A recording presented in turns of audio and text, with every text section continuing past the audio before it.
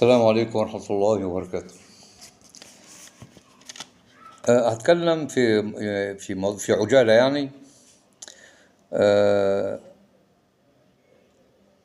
عن بعض حيل المشعوذين.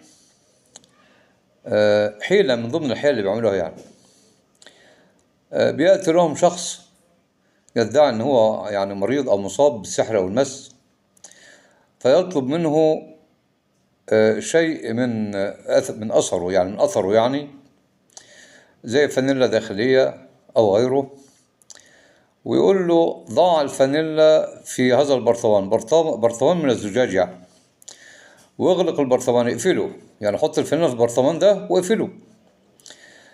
وبعد ما يفعل هذا الأمر يبدأ يقول له يقرأ بعض الآيات من القرآن للتمويه على هذا الشخص. وبعد كده يقول له افتح البرطمان بسرعة وانفخ فيه.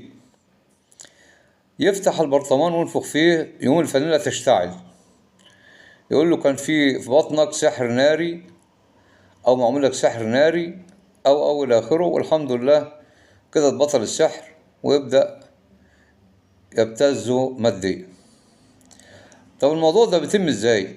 هو الدجال ده معاه برطمان دهنه من الداخل بمادة الفوسفور، وهي مادة شمعية. لما يدينا على جدار البرطمان من الداخل مادة شمعية ما بتبانش.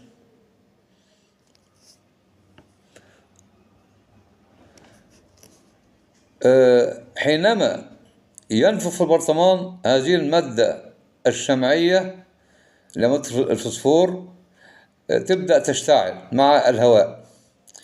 فدي خدعة من ضمن الخدع اللي بيعملوها أو عملها السحرة أو المشعوذين. لكن الموضوع فيه يعني كذا، مش عايز أشرح الموضوع تفصيليا علشان بعض الجهلة أو النصابين ما ياخدوش الفكرة ويستعملوها مع الناس، ولكن أنا قلت باختصار. فطبعا ده من أمور الدجل والشعوذة والنصب على الناس، وحيل بيعملوها السحرة والمشعوذين والدجالين. فحبينا نوضح هذا الأمر توضيح بين للناس. أي حد يقول لك إيه العفنة بتاعتك وحطها في برطمان وانفخ في البرطمان، فبالتالي يحصل اشتعال. يقول لك البرطمان أهو، ما هو يعني يولع ازاي عن البرطمان يعني.